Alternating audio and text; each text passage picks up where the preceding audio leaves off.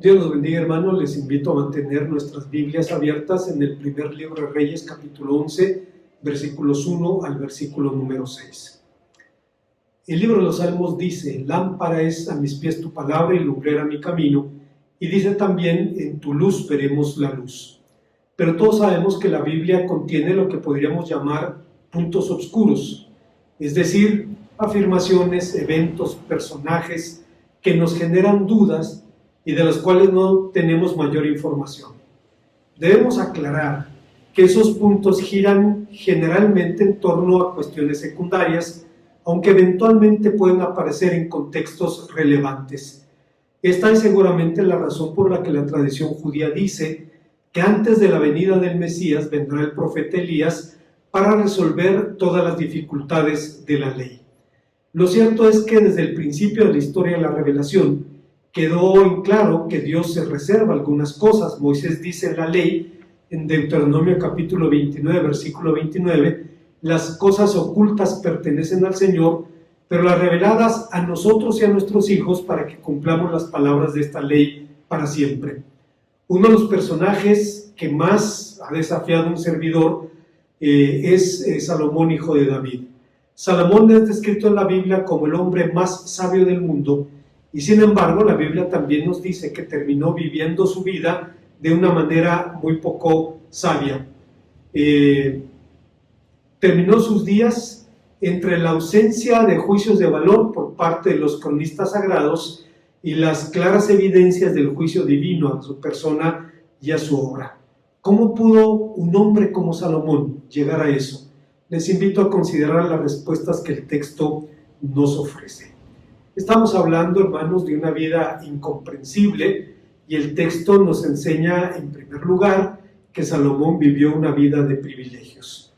En la historia sagrada, el nombre Salomón es sinónimo de sabiduría, de riquezas y de poder. La tradición judía equipara a Salomón con David, diciendo: lo que fue escrito de David fue escrito también respecto a Salomón. David reinó 40 años, Salomón reinó 40 años, David escribió libros, Salomón escribió libros, David edificó un altar, Salomón edificó un altar. Con estas palabras se comparan los logros y la grandeza de los arquitectos del llamado siglo de oro de la monarquía hebrea, un siglo sin precedentes que serviría incluso de referencia para la era mesiánica, como encontramos en el libro de Ezequiel capítulo 34, versículo 23. Pero siendo honestos, David y Salomón no fueron exactamente iguales. Guardando el sentido de proporción, Salomón fue a David lo que Felipe II a Carlos V. Carlos V fue un guerrero. Felipe II fue más bien un administrador.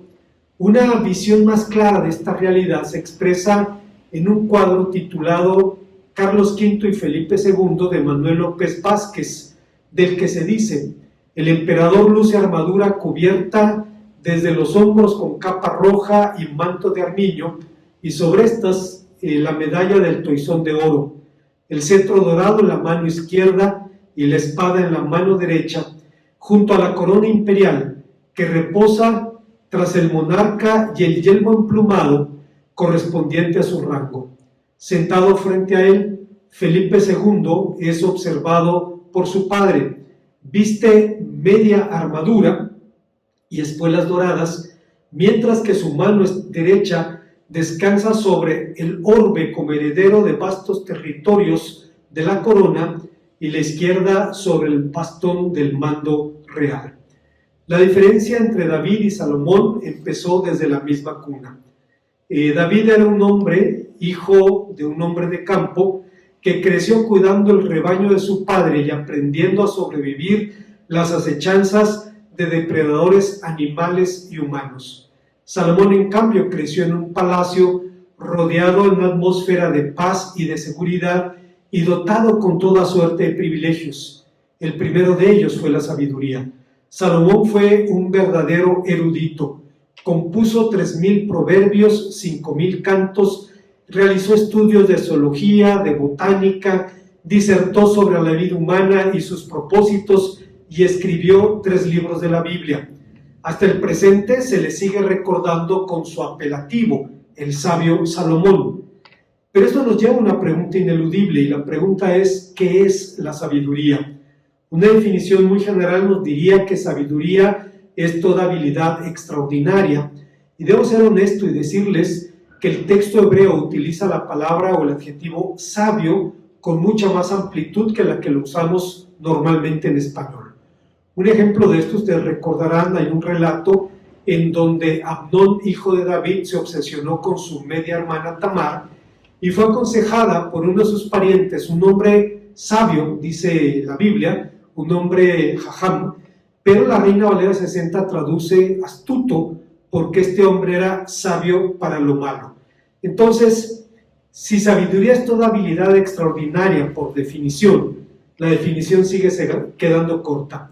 A la luz de la Biblia, la sabiduría tiene una esencia relacional que abarca el espectro de nuestros vínculos con Dios, con el prójimo, con nosotros mismos, con las cosas. Debemos aclarar que solemos confundir la sabiduría con el conocimiento, y el reverendo Martin Lloyd-Jones nos recuerda que, aunque existe un parentesco cercano entre ambos conceptos, no son exactamente lo mismo. La fuente del conocimiento es el estudio, la de la sabiduría es el discernimiento. El conocimiento es discursivo en su carácter, la sabiduría es más bien intuitiva. El conocimiento generalmente es teórico, la sabiduría es práctica. El conocimiento se adquiere mediante el estudio, en tanto que la sabiduría parece estar latente en algunas personas. Al conocimiento no le preocupa la vida, pero la sabiduría quiere vivir y trabajar para la vida. En el conocimiento la mente actúa de forma independiente a la voluntad.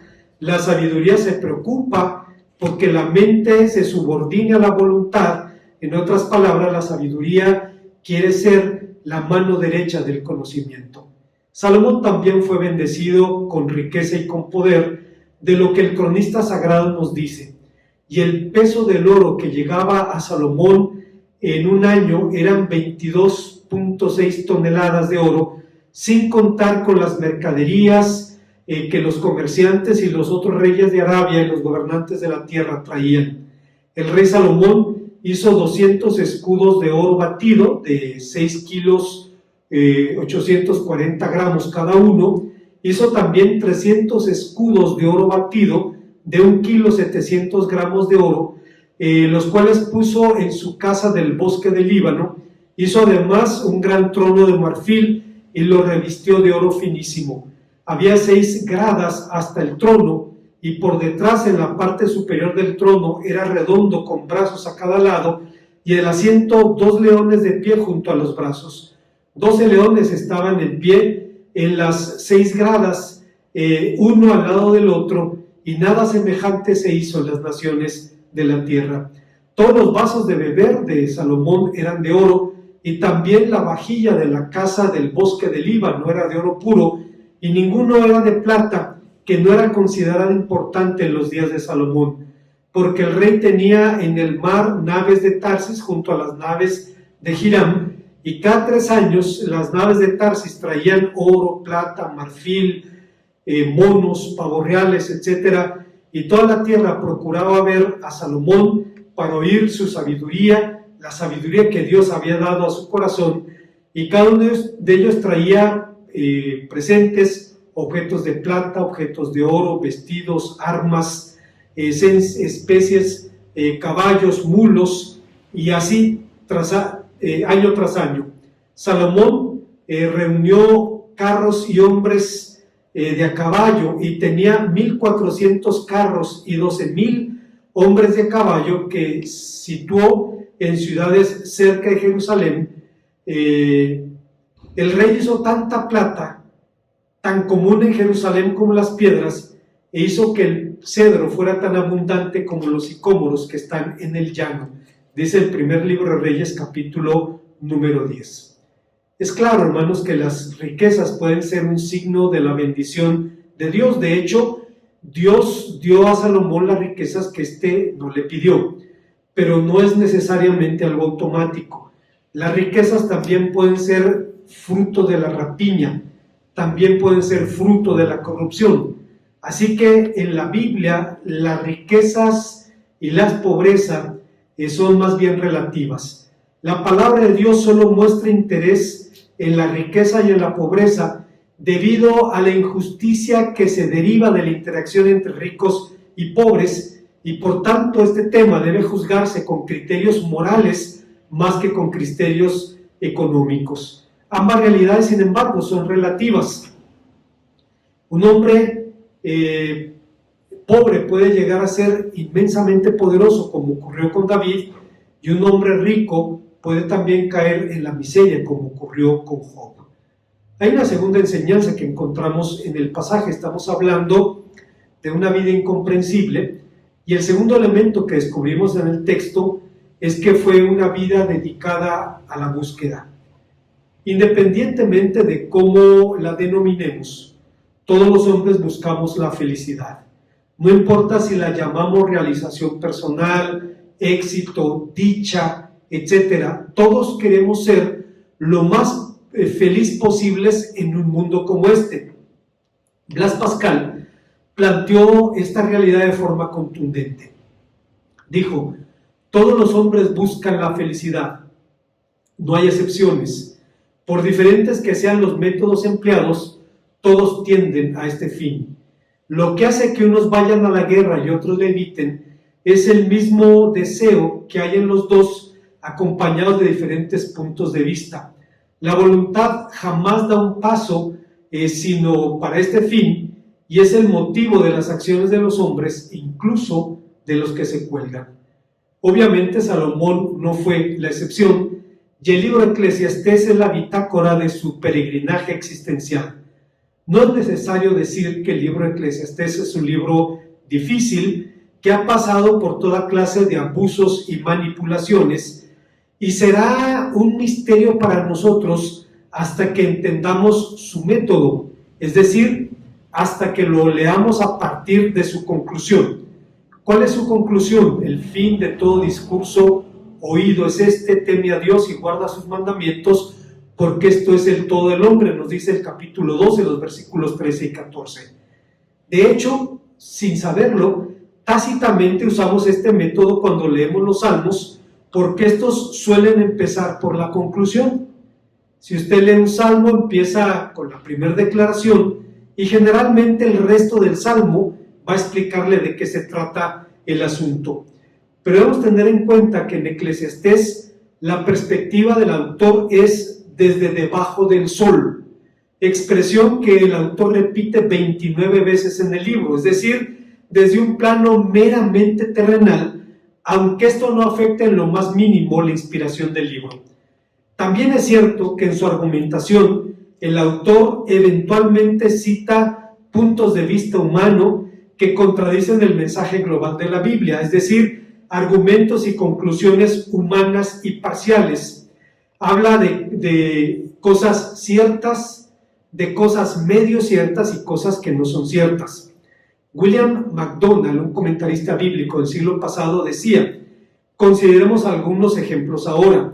Eclesiastés 12:1 es un consejo cierto y fiable para los jóvenes de todos los tiempos. Deben acordarse de su Creador en los días de su juventud. En el versículo 4 del capítulo 1 es solo medio cierto. Es verdad que una generación sucede a la otra, pero no es cierto que la tierra siempre permanece. Y las siguientes afirmaciones, tomadas literalmente, no son ciertas en lo más mínimo. Dice: no hay otra cosa mejor para el hombre que coma o que beba, y que su alma se alegre en su trabajo, dice el 2:24, o en el 3:19, nada tiene el hombre más que la bestia, o en el 9:5, todos los muertos, dice, no saben. Pero Salomón no era ni ateo ni humanista. Su creencia en Dios es la clave de la interpretación de la vida. Tenemos que todo aquello añadido que parece darle sentido a la vida parece cancelado por la certeza de la muerte, nos dice 2:14. En Eclesiastés pareciera que el ser humano es víctima de un destino inexorable, pero no es la conclusión a la que llega Salomón. Para él, Dios está en el control de la vida y la muerte y todo es controlado por sus designios. Es verdad que esos designios son un misterio para nosotros, dice el 3:11, pero eso no significa que no tengamos motivos de esperanza. El sentido de la vida nos puede ser extraño, oculto, pero a pesar, y podemos incluso pasar por momentos de frustración, pero Salomón tenía la certidumbre de que había un propósito en la existencia, como nos dice el capítulo 3, versículos 11 y el capítulo 8, versículo 16. Entonces el deber del ser humano no es tratar de encontrar aquello que Dios se ha reservado, sino disfrutar de aquello que claramente Dios nos ha dado, es decir, la vida. Dice el capítulo 3, versículo 12, y por tanto la vida debe enfrentarse sin miedo, con gozo, disfrutando lo que Dios nos da o lo que ha hecho para los hombres. Claro, no se trata de entregarnos a la búsqueda del placer, sino disfrutar y aceptar la vida con sus singularidades, sus pros, sus contras, con lo que la vida suma o resta, porque todo esto es un don de Dios. En síntesis, Salomón comenzó a explorar la vanidad de las cosas terrenales a partir de su propia experiencia. Al final, la lucha por el conocimiento secular le resultó sumamente insatisfactoria, dice el capítulo 1, versículo 12. De igual manera, no pudo encontrar la felicidad en la búsqueda del placer, en el capítulo 2, versículos 1 al 11. La sabiduría también es vanidad, porque como el necio, el sabio también recibe el golpe de la muerte y es olvidado, dice el 2 del 12 al 17, y las riquezas son vanidad, porque se convertirán en herencia sin saber si el heredero es digno o es indigno de recibirlas. Además, el goce puro no solo depende de la voluntad del hombre, sino también es un don de Dios, como nos dice en el capítulo 2, versículo 22. Todo tiene el tiempo señalado por Dios, pero el hombre es incapaz de mirar hacia atrás o hacia adelante la obra de Dios que llena la eternidad. No obstante, el impulso de buscar la eternidad, está implantado en el corazón humano y su dependencia de las cosas, incluso del puro deleite, debe convertirse para él en una escuela para aprender el temor de Dios, que mantiene todas las cosas inmutables, porque forma el curso de lo que hacen. Si la injusticia prevalece sobre la justicia, significa que el tiempo de Dios para la justicia todavía no ha llegado, como dice el capítulo 3, versículos 16 al 17. Si Dios quiere probar a los hombres, verán que son dependientes como las bestias y sujetos a la muerte sin ninguna distinción que la bestia. No hay nada mejor entonces que disfrutar de esta vida fugaz lo mejor que nos sea posible, dice el capítulo 3, versículo 8. Cabe destacar que cualquiera hubiera estado satisfecho y feliz con la vida de Salomón, pero él no. Buscó el sentido de la vida donde pudo. Y no hay ningún problema en que una persona invierta su vida en una búsqueda en tanto que realmente quiere encontrar. En tanto no está en la condición que describe San Pablo en 2 Timoteo 3:7, cuando habla de los que siempre están aprendiendo y nunca pueden llegar al conocimiento de la verdad. Hay una tercera y última enseñanza que encontramos en el pasaje. Estamos hablando de una vida inexplicable y el texto nos habla de que Salomón vivió una vida de incontinencia. Con todo, la vida de Salomón termina con una dura denuncia. Pero el rey Salomón amó, además de la hija del faraón, a muchas mujeres extranjeras, a las de Moab, de Amón, a las de Edom, a las de Sidón, a las eteas, gentes de las cuales el Señor había dicho a los hijos de Israel: no llegaréis a ellas ni ellas a vosotros, porque ciertamente harán inclinar vuestro corazón a sus dioses. A estas pues se juntó Salomón con amor y tuvo 600 mujeres reinas, 300 concubinas, y sus mujeres desviaron su corazón, y cuando Salomón era ya viejo, sus mujeres inclinaron su corazón hacia dioses ajenos y su corazón no era perfecto delante del Señor su Dios como lo fue el de David su padre, 1 Reyes capítulo número 11.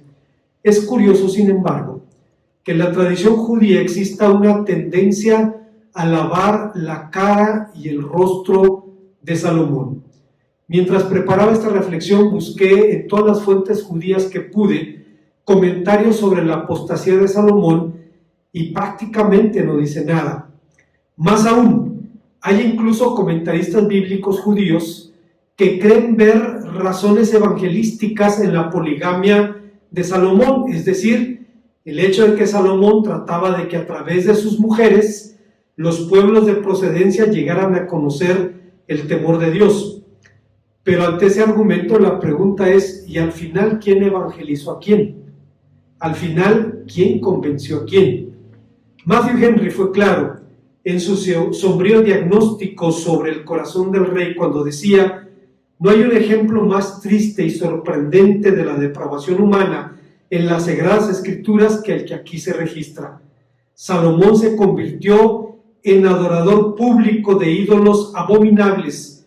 Posiblemente dio pasos gradualmente del orgullo al lujo y así perdió el gusto por la verdadera sabiduría. Nada forma parte de las seguridades contra el engaño y la depravación del corazón humano, y la vejez tampoco cura ninguna propensión hacia el mal. Si nuestras pasiones pecaminosas no son crucificadas y mortificadas, no morirán por ellas mismas, sino que durarán incluso cuando no tengamos la oportunidad de gratificarlas. Aquel que cree estar firme, mire que no caiga. Veamos cuán débiles somos nosotros por nosotros mismos sin la gracia de Dios. Vivamos pues en constante dependencia de esa gracia. ¿Cuál fue la razón de la apostasía de Salomón? La respuesta es clara. La causa señalada en el relato bíblico para que Salomón se apartara del Señor fue que amó a mujeres extranjeras paganas, que apartaron su corazón del Señor y a sus propios dioses en su vejez. Por el hecho de que su corazón, dice el texto sagrado, 1 Reyes capítulo 11, versículo 9, dice, su corazón no era perfecto para con Dios. La palabra perfecto, el adjetivo hebreo shalem, de donde viene shalom, que significa estar completo, significa que el corazón de Salomón no era completamente para Dios. En otras ocasiones he contado una anécdota que leí hace muchos años en un libro de ilustraciones para sermones, de un hombre que quería vender su casa con una sola condición, y era que el comprador tenía que respetar un clavo que el antiguo propietario tenía en una de las paredes de la sala. Vendía toda la casa menos ese clavo. Y parecía poca cosa hasta que, llegado el momento en que había lluvia, el hombre llegaba con su impermeable empapado, los zapatos llenos de lodo, se quitaba el impermeable, lo colgaba en su clavo y salía del lugar. Pareciera que a Dios le decimos exactamente lo mismo. Te doy toda mi vida menos este clavo, este es mío. Y dice la palabra de Dios, el corazón de Salomón no fue perfecto para con Dios. Existen temas, hermanos, y esto es curioso, en los que a pesar de nuestra mutua dependencia de la Biblia, judíos y cristianos llegamos a conclusiones muy diferentes. La llamada moral judeocristiana no es idéntica, y un buen ejemplo lo constituyen las posturas ante el matrimonio y sus derivados, es decir, ante el adulterio y el divorcio. La primera diferencia radica en el concepto de la naturaleza del matrimonio. El concepto judío, al menos en los tiempos bíblicos, giraba en torno a la idea de la propiedad que el hombre ejercía sobre su mujer. El adulterio constituía una violación al derecho de exclusividad del hombre sobre una mujer. En otras palabras, era equivalente a robo agravado. En contraste, la mujer, en su condición de pertenencia, no tenía idéntica exclusividad sobre el marido y de allí la poligamia. La segunda diferencia radica en el propio concepto de adulterio. Entre los judíos, una vez más, al menos en la época bíblica, no toda relación sexual extramatrimonial era necesariamente adulterio. Solo el adulterio cuando involucraba relaciones con una mujer casada o comprometida, cuando involucraba propiedad ajena. Y así, hombres casados como el patriarca Judá podían tener aventuras sexuales con esclavas, prostitutas, mujeres solteras sin convertirse técnicamente en adúlteros. Usted recordará el relato de Génesis 39, el patriarca Judá va de camino, encuentra una prostituta y como quien compra un helado, le habla del precio de su servicio. Usted conoce la historia, y después la vida se les complica a ambos, a la mujer y al patriarca Judá, y curiosamente de esa descendencia vendría el Señor Jesús, con lo cual encontramos que la dignidad del Mesías no viene de la condición del hombre, sino de la bondad y el amor de nuestro Dios. Bueno, el Señor Jesucristo censuró firmemente el adulterio, llamó adúltero indistintamente al hombre o a la mujer que fallara el compromiso matrimonial. Pero más allá de tecnicismos, ninguna otra tentación provoca tantos problemas para los hombres como el sexo. Sean insatisfacciones, fantasías secretas, infidelidad consumada, el sexo o el impulso sexual es nuestro tendón de Aquiles. No cometerás adulterio no se ocupa simplemente de la infidelidad o del sexo. Su verdadero interés está en el matrimonio y en su integridad. Ciertamente el Señor Jesús condenó el adulterio y lo hizo de manera tan radical que lo incluye entre las conductas dignas de condenación, como San Pablo nos dice en 1 Corintios 6, 9 y 10. El Señor Jesús censuró el adulterio porque representa la amenaza más seria contra la sociedad matrimonial. A la luz de la Biblia, el adulterio tiene siempre un sentido moral, porque además de constituir una deslealtad a la palabra empeñada, implica también violación a un precepto divino. Sin embargo, no solo los peores hombres adulteran, ni solo los hombres adulteran, también las mujeres pueden hacerlo, porque el adulterio tiene que ver esencialmente con el tipo de persona que queremos ser. En otras palabras, en el interior de cada ser humano hay una lucha entre dos personalidades, una que quiere ser fiel y guardar el pacto, y otra que busca la satisfacción y el éxito personal. Así que toda persona debe subordinar su necesidad de afirmación personal al imperativo de fidelidad a otro ser humano. En síntesis, el Señor Jesús nos llama a tomar una decisión seria y profunda, no solo en cuanto al sexo, sino en cuanto a qué clase de personas queremos ser y a los propósitos de nuestra propia existencia. Ese fue el tendón de Aquiles de Salomón. Como conclusión, debo ser honesto y reconocer que desde que conozco la Biblia, Salomón ha representado un enigma para mí. En otras ocasiones, sin embargo, hemos dicho que como en la música, en la Biblia los sonidos y los silencios tienen valor. Es sintomático que el Nuevo Testamento hable 60 veces del rey David y 3 veces de Salomón, 3 veces con sus pasajes paralelos. Es común encontrar estudios biográficos, libros sobre Moisés, Elías, David, etc., pero no conozco ni siquiera uno bueno sobre Salomón. Es un personaje desafiante. Un sabio del pasado dijo al respecto que la idolatría en la que cayó Salomón en su vejez parece tan extraña, tan ajena a un rey sabio y temeroso de Dios como Salomón. Demostró serlo en la dedicación del templo, por lo que muchos han sido incapaces de reconciliar al Salomón que dedicó el templo con el que apostató.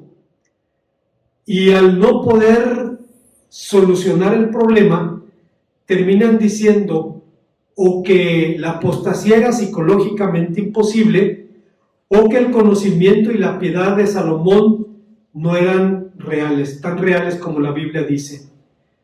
Pero una gran sabiduría y un conocimiento refinado de Dios no son una defensa contra la locura de la idolatría, ya que tiene sus raíces en el corazón, de donde brotan deseos sensuales y las concupiscencias de la carne, como nos enseña la Biblia.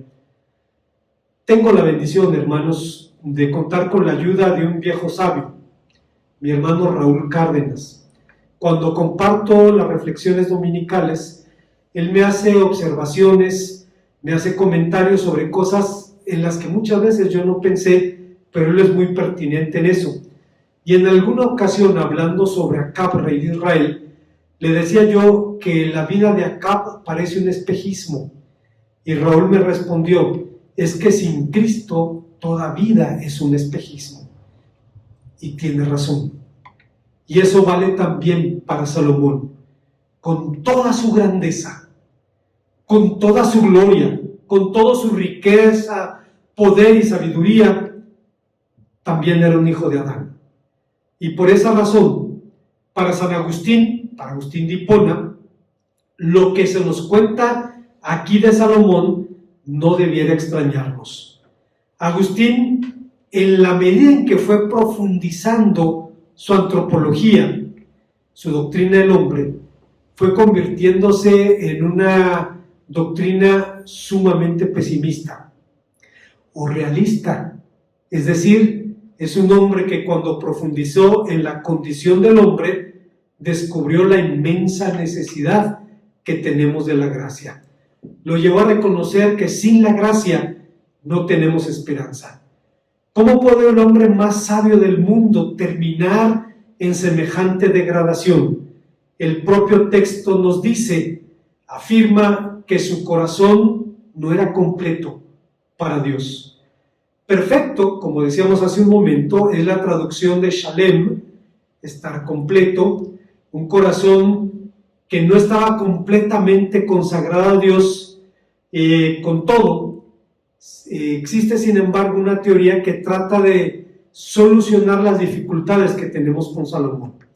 Hay quien dice, podemos suponer que escribió Proverbios en su juventud, mientras conservaba su integridad, y que redactó Eclesiastés cuando era ya viejo, cuando por la gracia de Dios había regresado de su apostasía. Es posible, pero la Biblia no habla de eso. La Biblia no habla de esa recuperación. Agustín de Hipona dirá al respecto, ¿acaso no cayó Adán en el paraíso? ¿No cayó el ángel del cielo y se hizo demonio? De aquí aprendemos que no podemos ni debemos poner nuestra esperanza en hombre alguno. Y por esa razón, en su comentario sobre el Salmo 127, Agustín de Hipona dice que el verdadero Salomón es Jesucristo, que el único juez justo y sabio es Él, que Él es el único rey justo, el único rey de reyes y señor de señores, el único capaz de ofrecer a Dios un sacrificio aceptable, el único que edifica la casa de Dios, aquel que ha sido hecho más sublime que los cielos mismos. Y obviamente Agustín hablaba de que nuestra fe, nuestra esperanza, nuestra salvación están en Jesucristo. Oremos a nuestro Dios. Gracias, Padre Santo, te damos por tu palabra, porque nos permites venir a ella y encontrarnos con un mensaje de esperanza en medio de un panorama tan desolador. Pero tu palabra nos dice, maldito el hombre que confía en el hombre. Te damos las gracias, Señor, por tu Hijo amado, quien se encarnó para salvarnos. Bendito seas por esto, en Cristo Jesús. Amén.